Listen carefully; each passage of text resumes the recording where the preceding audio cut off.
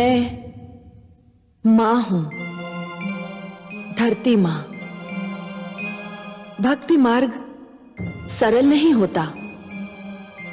ईश्वर में विश्वास रखना देखने और कहने में साधारण बात लगती है, पर जैसे ही कोई अपने इस विश्वास की घोषणा करता है, उसकी परीक्षा आरंभ हो जाती है और तभी इसका निर्णय होता है कि यह विश्वास केवल दिखावा है अथवा इसमें कुछ तथ्य भी है। यह उसी समय सिद्ध होता है जब ईश्वर पर विश्वास रखने वाला विपदाओं और यातनाओं में भी अडिग रहता है। प्रहलाद को भी यह सिद्ध करना पड़ रहा है कि उसका विश्वास उसके जीवन का दूसरा नाम है, और यह सिद्ध करने के लिए वो विष, अग्नि और जल की परीक्षाओं में सफल हो चुका है। पर मुझे पता है कि उसे इतिहास बनाना है, और इतिहास बनाने और इतिहास बनने के लिए जो कुछ उसने किया वही पर्याप्त नहीं है। नियति अभी उसे कुछ और तपाना चाहती है। हे सागर देव, एक माँ की पुकार सुन लीजिए।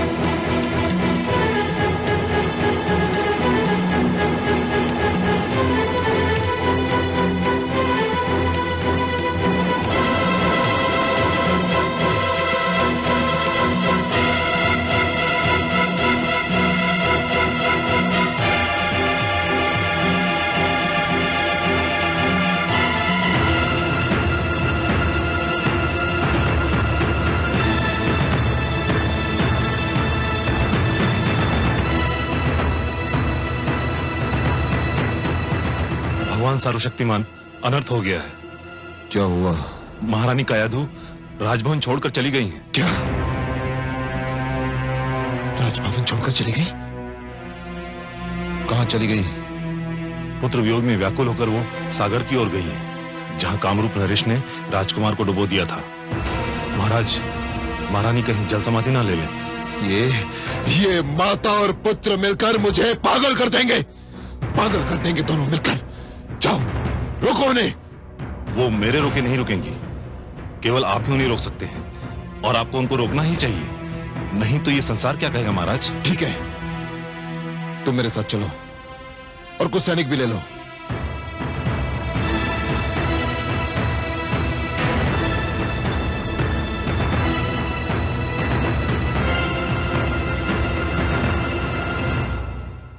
देवी, यह बालक तो जागने का नाम ही नहीं लेता।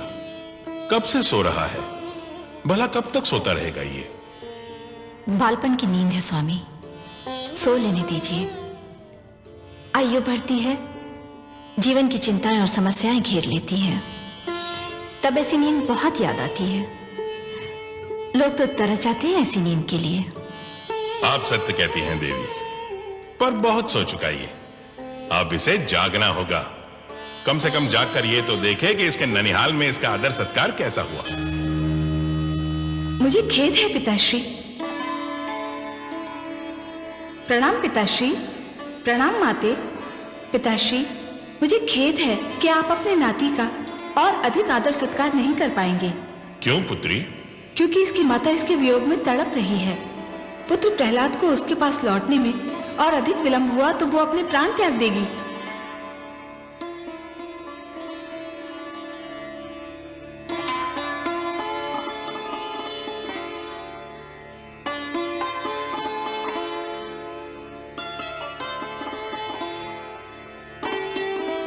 कितना मनमोहक है मेरा पुत्र। इसके मुख से तो मेरी दृष्टि हटती ही नहीं। तुमने इसके सिर पे हाथ क्या फेर दिया पुत्री?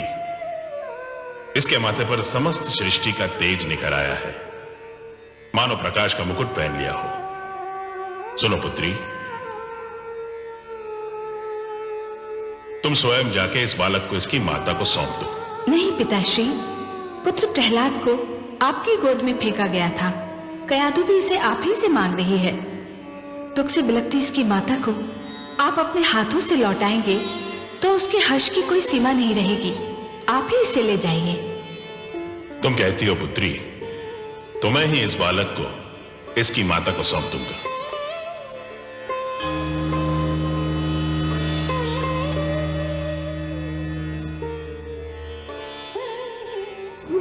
हे सागर देव, लगता है आपने अपनी सारी परंपरा को छोड़कर मेरे पुत्र की बलि स्वीकार कर ली है। मेरे लिए मेरे पुत्र के बिना जीवित रहना व्यर्थ है। आपको मेरी बलि भी स्वीकार करनी होगी। ठहरो पुत्री, तुम सत्य कहती थी, मैं भेंट नहीं स्वीकार करता। और फिर प्रहलाद तो मेरे दोहित्र समान है। लो, मैं तुम्हारा बेटा तुम्हें वापस लौटाता हूं। धन्य है आप धन्य है सागर देव। आपने मुझे मेरा पुत्र लौटाकर एक ममता की मारी माँ पर बड़ा उपकार किया है। मैं कैसे आपको धन्यवाद दूं? इसकी कोई आवश्यकता नहीं है पुत्री। एक माता को अपना पुत्र वापस लौटाना उस पर उपकार नहीं होता। यह तो हमारा धर्म है। हाँ, एक माता से उसका पुत्र छीन लेना अवश्य ये जघन्य अपराध है।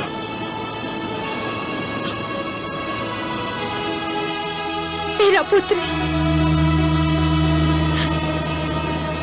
मेरा पुत्र, मेरा लाल, मेरा लाल। माते, आप यहाँ कैसे आई और मैं यहाँ कैसे आया? मैं तो कारागार में था ना। हाँ पुत्र, तुम्हारे दुष्ट फूफा विप्रचिति ने तुम्हें सागर तले फेंक दिया था। परंतु मैं तो बहुत मीठा सपना देख रहा था।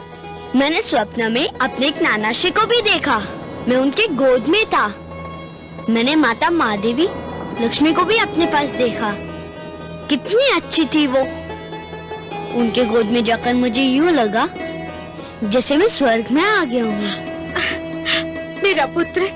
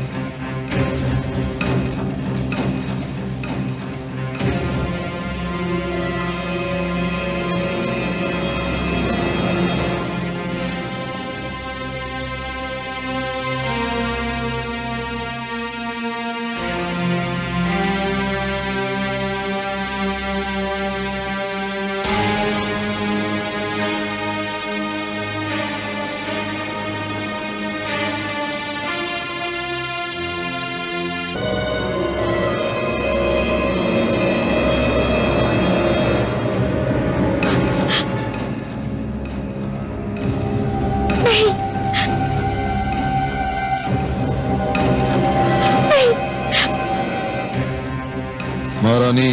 नहीं। प्रणाम पिताश्री। दुष्ट, तुझसे पर्वत की ऊंचाई हार सकती है, अग्नि का ताप हार सकता है, समुद्र की गहराई हार सकती है, किंतु मैं तुझसे हार नहीं मानूंगा, कदापि नहीं मानूंगा। सैनिकों पकड़ से। रुक जाओ सैनिकों। यदि किसी ने मेरे पुत्र को हाथ भी लगाया तो मैं इसके और अपने प्राण एक कर दूंगी। मैं भी महान असुरा तारक के महाबली सेनापति चंबासुर के पुत्र कयाधु हूँ। मेरे पास भी मायावी शक्तियाँ है। मैंने आज तक इन शक्तियों का प्रयोग नहीं किया, पर यदि कोई मेरे पुत्र के निकट भी आया तो आज मैं भी अपनी शक्ति दिखाकर इस शक्ति का प्रयोग करूंगी। देखते क्या हो, पकड़ लो इस धूर्त को। सावधान, आगे मत बढ़िए दैत्येंद्र, आगे मत बढ़िए। रानी, हट जाइए मेरे मार्ग से। रुक जाओ दैत्येंद्र, नहीं। रुक जाओ। प्रणाम गुरुदेव। गुरुदेव, आपने बहुत देर कर दी। आप होते तो मेरे साथ इतना बड़ा अनर्थ ना होता गुरुदेव। आपके ना होने से मेरे साथ क्या क्या ना हुआ। मेरा पुत्र मेरा सबसे बड़ा बैरी बन गया, मेरा उत्तराधिकारी मेरा महानतम विरोधी बन गया गुरुदेव। मैं जानता हूं दैत्येंद्र, मैं सब जानता हूं। तुम चिंता मत करो, अब मैं लौट आया हूं, सब ठीक हो जाएगा।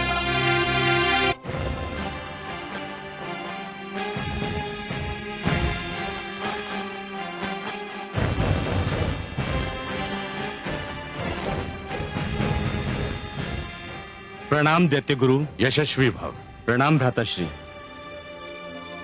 दुष्ट प्रहलाद का अंत हो गया भ्राताश्री, साथ ही आपकी चिंताओं और समस्याओं का भी अंत हो गया। ना तो दुष्ट प्रहलाद का अंत हुआ,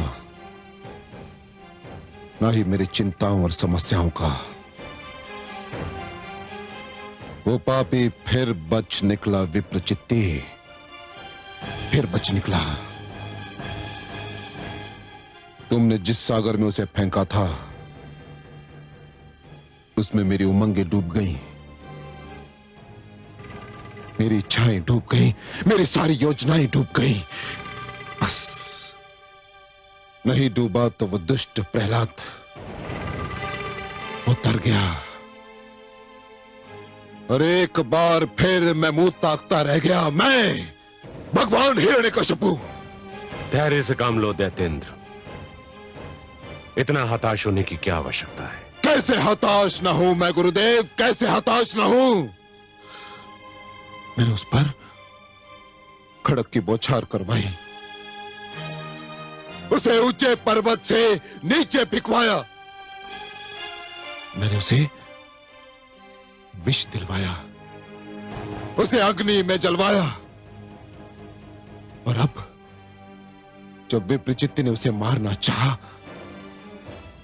परंतु वो दुष्ट ऐसे कठोर प्राण लेकर जन्मा है कि मरने का नाम ही नहीं लेता। मैं कहां तक धैर्य रखूं गुरुदेव, कहां तक धैर्य रखूं।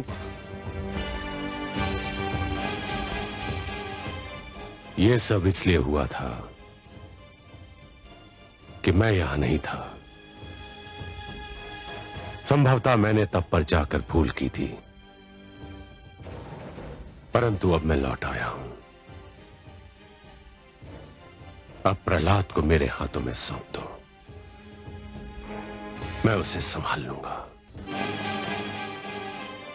मैं तो समझा था तुम दोनों मेरे योग्य शिष्य सिद्ध होगे, मेरी अनुपस्थिति में गुरुकुल को संभाल लोगे, परंतु तुम दोनों सर्वथा अयोग्य निकले। सब अनर्थ हो गया। हम क्या करते पिताश्री?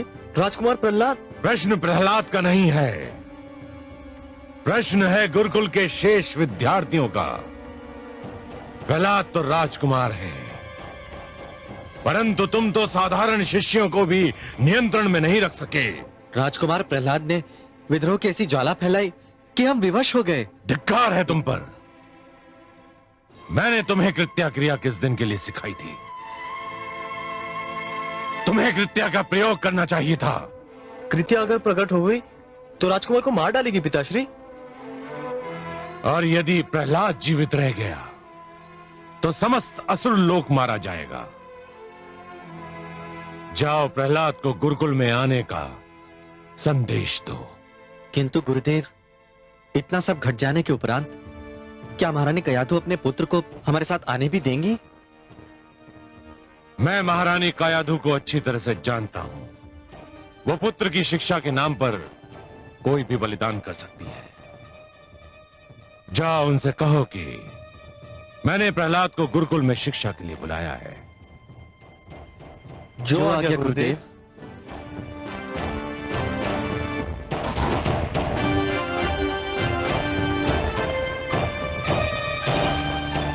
हे कमल नयन, ये कृत्या क्रिया क्या है? कृत्या? कृत्या एक तांत्रिक क्रिया है महादेवी, दुष्क्रिया कहिए। क्या होता है इस क्रिया में? इस क्रिया में तंत्र विद्या की सहायता से एक राक्षसी को जन्म दिया जाता है। और वो राक्षसी उस व्यक्ति को मार देती है जिसे मारने के लिए उसे जन्म दिया गया हो। हाय मेरा पुत्र, हे कमल नयन, कोई सीमा भी है इन दुष्टों के अत्याचार की? हर जतन तो करके देख लिया इन दुष्टों ने मेरे पुत्र को मारने का, इनके मन को शांति नहीं मिली। महादेवी, जिस प्रकार नरक में चाहे जितने पापी डाल दीजिए पर नरक का पेट नहीं भरता, उसी प्रकार दुष्ट जन चाहे जितने दुष्कर्म कर लें उनका भी मन नहीं भरता। परंतु हे सर्वेश्वर, क्या इस कृत्या क्रिया का कोई तोड़ नहीं है? है महादेवी, अवश्य है। कृत्या क्रिया का तोड़ स्वयं उसी क्रिया में निहित है। अर्थात? महादेवी, इस क्रिया द्वारा जिस राक्षसी को जन्म दिया जाता है, यदि वो राक्षसी अपने लक्ष्य को मारने में असफल हो जाए तो उन्हीं लोगों की हत्या कर देती है जिन्होंने उसे जन्म दिया था। मेरी कामना है कि ऐसा ही हो। महादेवी, यदि आपकी कामना विधाता के लेख से मेल खाती हो तो वो अवश्य पूरी होगी। भ्राता मर्ग, पिताश्री तो बहुत रुष्ट हैं। यह सब राजकुमार प्रहलाद का किया धरा है भ्राताशण। उन्हीं के कारण हमें यह फटकार सुननी पड़ रही है। और पिताश्री का क्रोध तो तुम जानते ही हो, एक बार चढ़ जाए तो उतरने का नाम ही नहीं लेता है। मेरे मन को पिताश्री का क्रोध शांत करने का एक उपाय सूझा है। क्या? देखो भ्रातामर, यदि हम राजकुमार प्रहलाद को गुरुकुल लाने से पहले मार्ग में हाथी के पैरों तले कुचलवा डालें तो पिताश्री को बहुत प्रसन्नता होगी और उनका क्रोध भी शांत हो जाएगा। वैसे मैंने इसका प्रबंध भी कर लिया है। तुम भी विचित्र बात करते हो भ्राताशण। अरे पहले महारानी कयाधु को उसे हमारे साथ गुरुकुल ले जाने की अनुमति तो दे लेने दो। अकारण अंधकार में बाण फेंके जा रहे हो। चलो अब।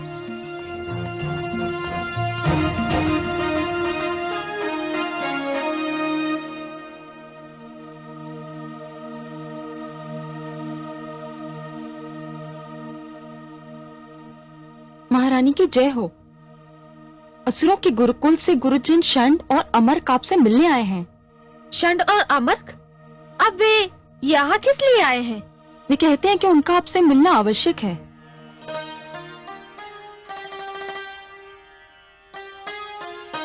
ठीक है, बुलाओ उन्हें।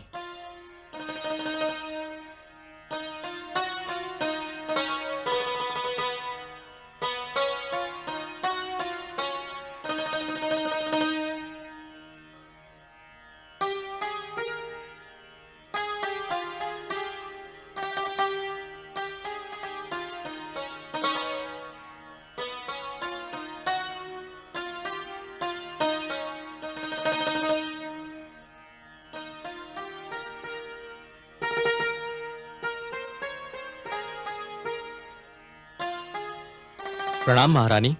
राजमाता की जय हो। प्रणाम गुरुजन। कहिए, कैसे कष्ट किया? आप तो जानती हैं कि दैत्य गुरु शुक्राचार्य अपनी तपस्या से लौट आए हैं। हाँ, मैं मिल चुकी हूँ उनसे। पिताश्री की इच्छा है कि राजकुमार प्रहलाद की शिक्षा अधूरी न रहे। किस शिक्षा की बात कर रहे हैं आप? उस शिक्षा की जिस शिक्षा में मेरे पुत्र को कोई रुचि ही नहीं है।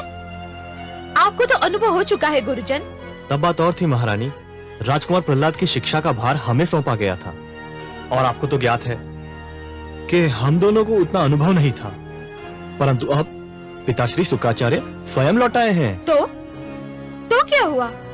क्या अंतर आएगा उनके आने से? पिताश्री की शिक्षा देने का ढंग बहुत अनुपम है महारानी। वे स्वयं शिक्षा देंगे तो संभव है राजकुमार प्रहलाद कुछ संभल जाए और भगवान हिरण्यकश्यप का क्रोध भी कुछ कम हो जाए। राजकुमार की शिक्षा अधूरी रह गई और अधूरी शिक्षा अच्छी नहीं होती महारानी। मेरा मन तो नहीं करता, परंतु लगता है आप दोनों ने मेरी दुर्बलता पहचान ली है। मैं अपने पुत्र को पूर्णतया शिक्षित देखना चाहती हूँ। तो फिर देर काहे की? बुलाइए उन्हें। हम पिताश्री के आदेश पर उन्हें अपने साथ गुरुकुल ले जाने आए हैं। पर मेरे पुत्र की सुरक्षा का क्या होगा? वो पिताश्री की रक्षा में रहेंगे और फिर हम भी तो हैं। आप तो जानती हैं कि वे जब तक हमारे साथ गुरुकुल में थे हमने उन्हें कोई कष्ट नहीं होने दिया।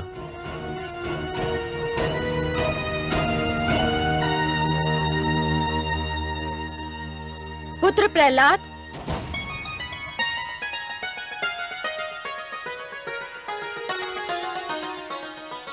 प्रणाम गुरुजन। आयुष्मान भव शिष्य, तेजस्वी भव शिष्य। पुत्र प्रहलाद, तुम्हारे गुरुजन तुम्हें अपने साथ गुरुकुल ले जाने आए हैं। उन्हें गुरु शुक्राचार्य ने भेजा है। ये तो बहुत शुभ समाचार है। मुझे बहुत दुख था कि मेरी शिक्षा अधूरी रह गई। तो तुम जाओगे उनके साथ? हाँ, अवश्य जाऊंगा। पुत्र, तुम्हें भय नहीं लगता? भय?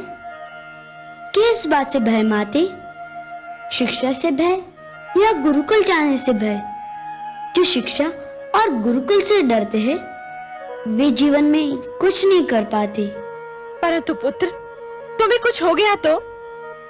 मुझे अब तक कुछ हुआ माते? आप चिंता ना करिए, मुझे कुछ नहीं होगा। मुझे जाने की अनुमति दीजिए।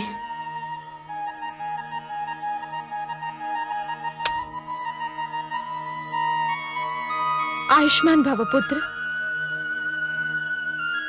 चलिए गुरुजन, मैं गुरुकुल जाने के लिए बहुत व्याकुल हूँ।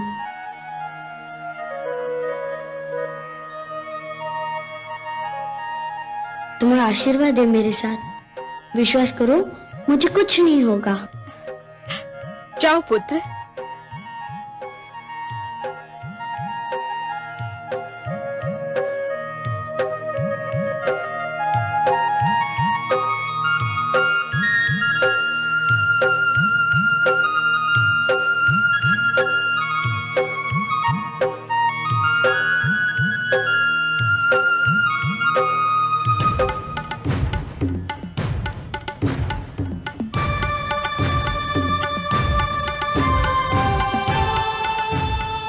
प्रणाम गुरुवर।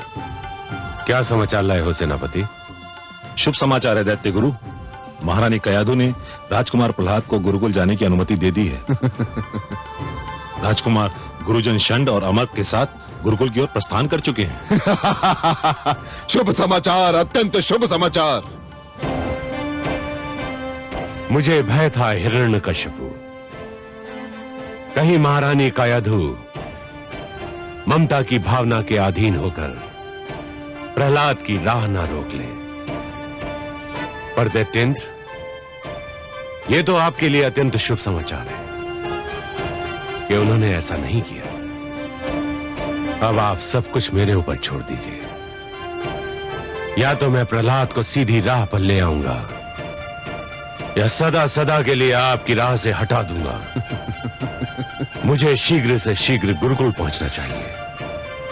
मुझे विश्वास है जहां सब असफल हो गए वहां आप और केवल आप ही सफल हो सकते हैं गुरुदेव।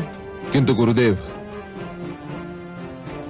मुझे तभी विश्वास होगा जब मैं उस दुष्ट प्रहलाद की मृत्यु का समाचार आपके मुख से सुनूंगा। मेरे गुरुकुल में जाने की देर है, समाचार आने में देर नहीं लगेगी।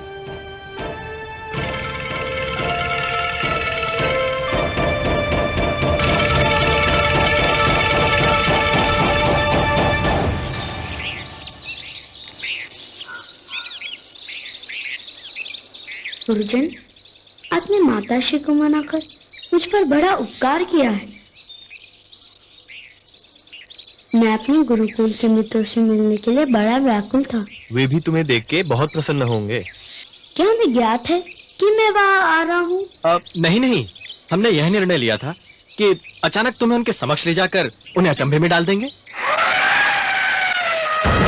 अरे, ये आवाज कैसी? हाँ, शिष्य प्रहलाद, तुम यही ठहरो, हम देख के आते हैं कि ये हाथी कहां से आ रहा है। आओ भ्राता मत। हाँ, यही ठहरना।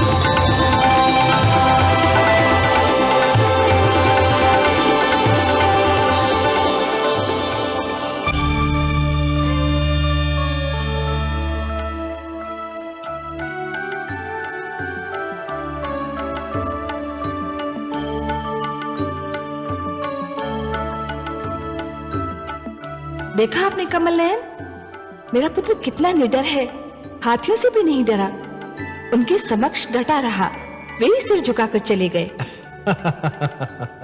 महादेवी, आपके पुत्र का ईश्वर पर इतना अडिग विश्वास है कि उसने मृत्यु से भयभीत होना छोड़ दिया है। वो जानता है कि उसका जीवन और उसकी मृत्यु दोनों ही ईश्वर के हाथों में है, उन हाथियों के भारी भारी पैरों तले नहीं। आपने सत्य कहा कमल नयन, मृत्यु से क्या भयभीत होना, वो तो एक दिन आकर ही रहेगी, किंतु मृत्यु के भय से जीवन का सुख चैन खोना मूर्खता है, और ये भेद मेरे पुत्र ने जान लिया है। यूं भी उसने इतनी यातनाएं झेली हैं कि अब उसके लिए मृत्यु अर्थहीन हो गई है, इसीलिए तो उसने मृत्यु से भयभीत होना छोड़ दिया है। महादेवी, जो मृत्यु से डरते हैं वो जीवन जीने के लिए सिद्धांतहीन समझौते करने लगते हैं, और ऐसा सिद्धांतहीन जीवन मृत्यु से भी बुरा होता है। महादेवी, इतिहास साक्षी है कि जीतते तो वही हैं जो मृत्यु के भय पर विजय पा लेते हैं, और सिद्धांतहीन जीवन जीने वाले तो कायर होते हैं। महादेवी, जैसे ये षंड और अमर्क, मुझे तो इनकी कायरता पर हंसी आ रही है। गुरुशान, गुरु अमर, कहाँ है आप?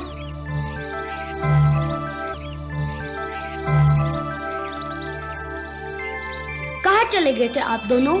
हम कहीं नहीं, हम तो यही थे। हाँ। क्या आप हाथी से भयभीत हो गए थे? नहीं नहीं, हम क्यों भयभीत होंगे? क्यों भ्राताशण? है ना? बिल्कुल बिल्कुल। हाँ, हम तो नित दिन हाथियों के साथ में खेलते हैं, है ना? हाँ। परंतु गुरुजन, लगता है ये हाथी हमारे संग खेलने नहीं, कुछ और करने आया था। कुछ और? चलिए गुरुजन, गुरुकुल में हमारी प्रतीक्षा हो रही होगी। हाँ, चलो।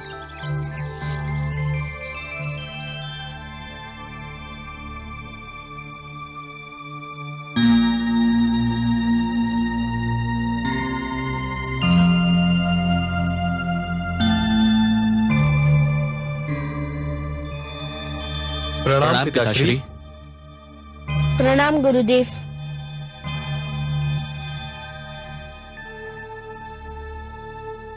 आयुष्मान भव। तुम दोनों बाहर जाओ पुत्र, मुझे शिष्य प्रहलाद से एकांत में बात करनी है।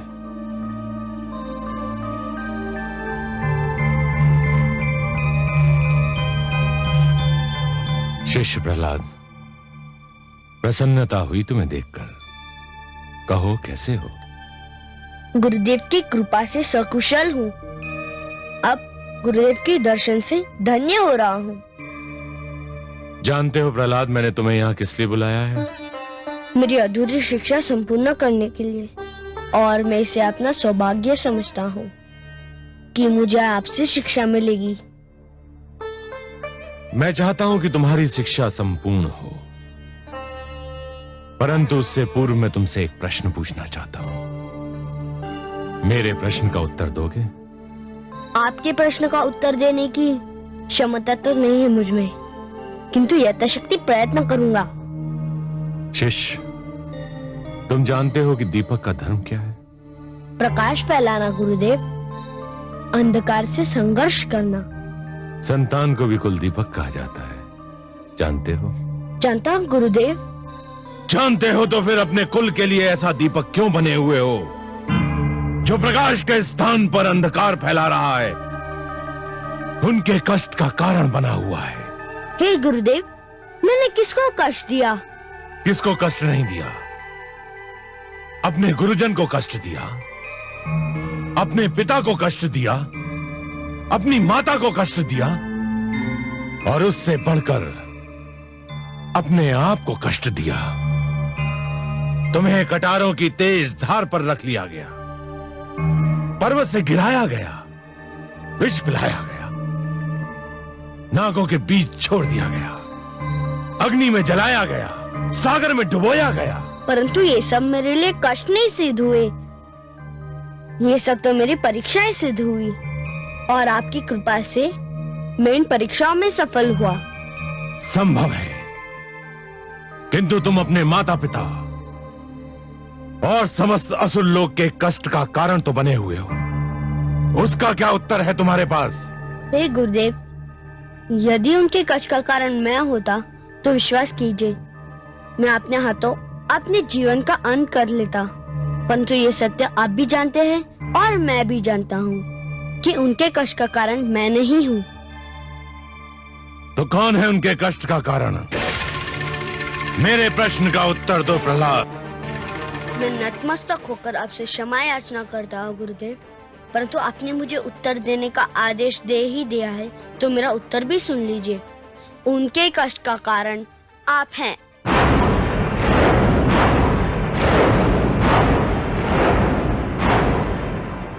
मैं?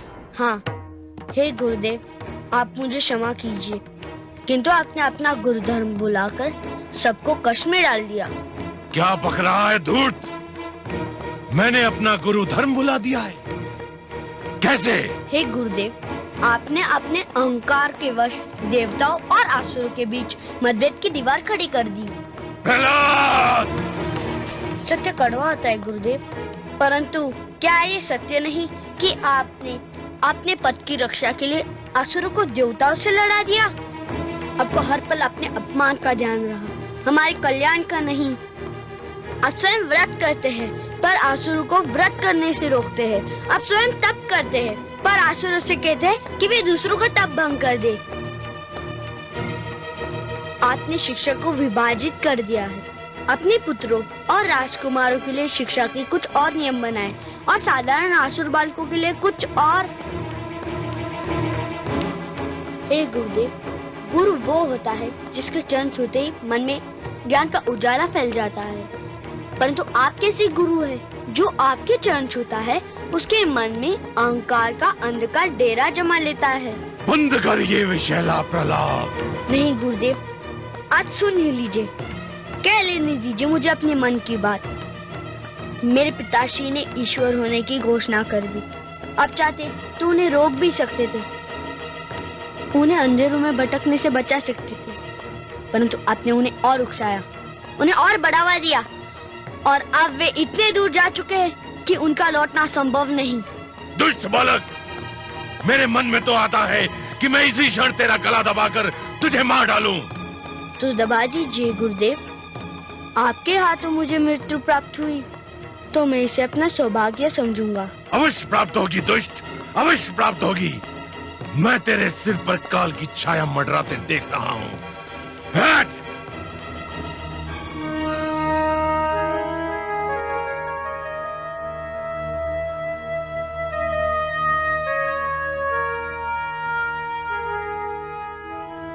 शिष्य भटक जाए तो गुरु उसका मार्गदर्शन करता है, गुरु भटक जाए तो उसका मार्गदर्शन कौन करेगा? आहा, वाह पुत्र, धन्य हो तुम।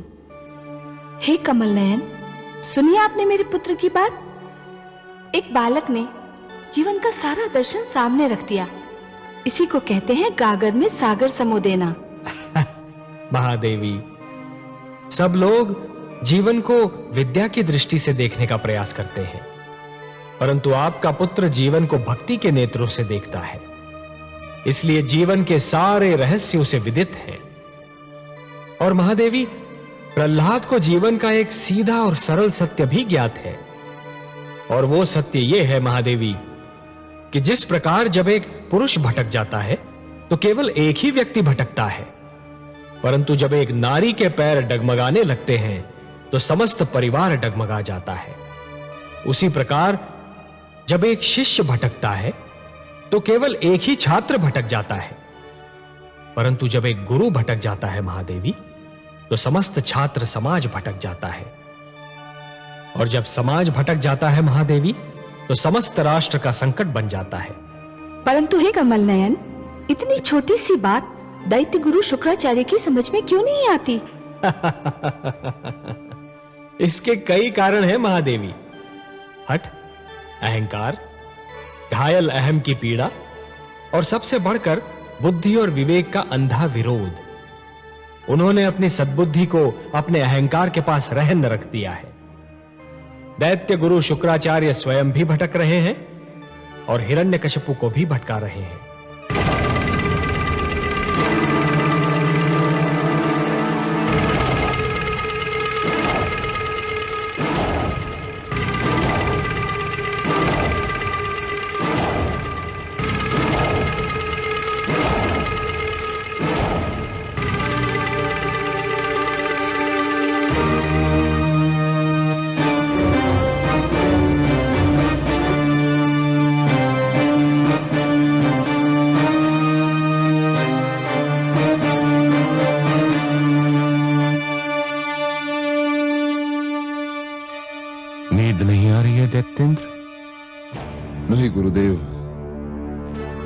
जब तक वो दुष्ट प्रहलाद जीवित है, मेरी आंखों में नींद कहां? वो मुझे हर पल व्याकुल करता रहता है गुरुदेव। तो समझ लो तुम्हारी व्याकुलता का अंत हो गया। चैन की नींद सो जाओ दैत्येंद्र। अब तुम्हारी निद्रा में कोई विघ्न नहीं डालेगा। मैं समझता था मैं प्रहलाद को समझा लूंगा, उसे सीधी राह पर ले आऊंगा, परंतु यह मेरा भ्रम था। जिसने मृत्यु से मैत्री कर ली हो, उसे जीवन का संग नहीं सुहाता। मैं उसका वध करके ही तुम्हारे पास आता, परंतु वो तुम्हारा पुत्र है, तुम्हारा कुलदीपक है, तुम्हारे शरीर का अंग है। इसलिए मैं तुम्हें यह बताने आया हूं कि मैंने उसका वध करने का निर्णय कर लिया है। सुंदर, अति सुंदर गुरुदेव। हां शिष्य, मैं तुमसे यही कहने आया हूं कि तुम्हारा पुत्र भोर का सूर्य नहीं देख पाएगा। जाओ, चैन की नींद सो जाओ। धन्यवाद गुरुदेव, आपको कोटि कोटि धन्यवाद।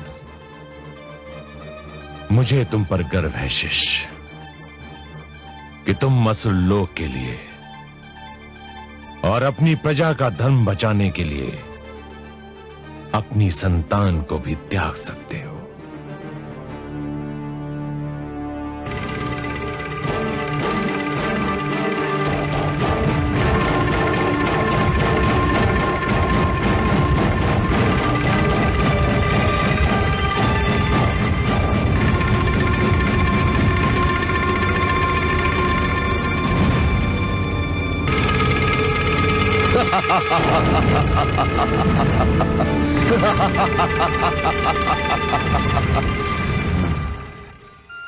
हे कमल नयन, दुष्ट हिरण्यकशिपु की बुद्धि पर तो उसके झूठे अहंकार ने अधिकार जमा लिया है।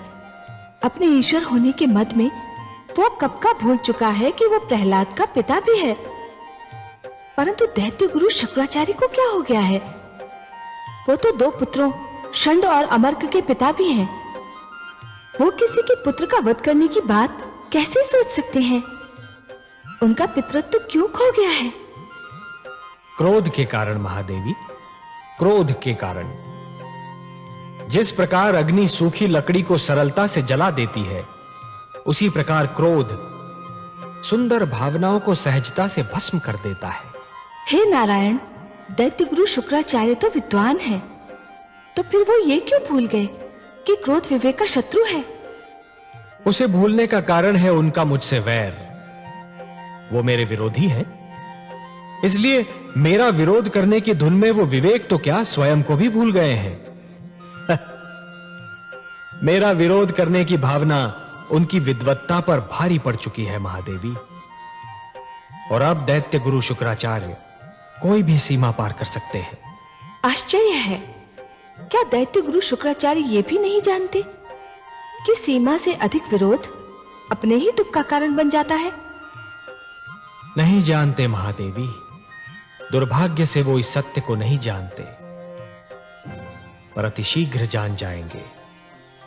दैत्य गुरु शुक्राचार्य जिस पथ पर पग धरने जा रहे हैं, वहां उन्हें अश्रु और रक्त की धाराओं के अतिरिक्त और कुछ नहीं मिलेगा। भूले अपना धर्म जब गुरु बैरी बन जाए, मिटे उजाला ज्ञान का, अंधियारा छा जाए। वह विद्या विद्या नहीं, वह है बुद्धि विकार, जो भटकाए राह से, दे जो बुरे विचार, दे जो बुरे विचार